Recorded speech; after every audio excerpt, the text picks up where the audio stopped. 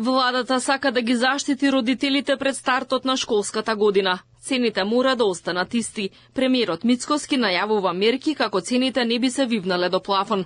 Вели владата разгледува повеќе опции, пошто ќе се одбере најдобрата. Целта е семејствата да немаат зголемени трошоци во пресрет на 1 септември, кога треба да се купи се што е потребно за да тргнат децата на училиште.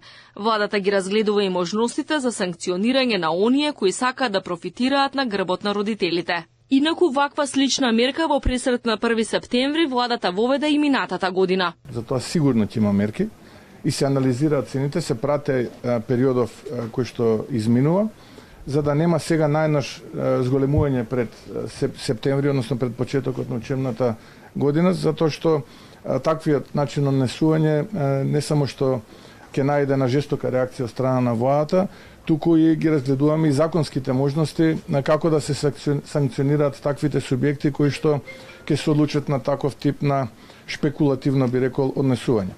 Мицкоски вели дека владата интензивно ги следи потезите на трговците во последните месеци откако претходните мерки престанаа да важат. Се прави анализа за да се види кои точно производи биле поскапени и за колку, пошто ќе се донесат одлуки дали да се реагира за регулирање на пазарот.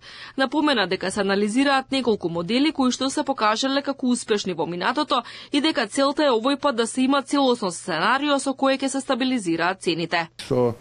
Универзитетската фела со професори правиме анализа и ќе излеземе многу скоро, анализираме неколку модели кои што во одредени сегменти биле успешни, така што сакаме целосно сценарио овој пат, кое што мислиме дека ќе стабилизира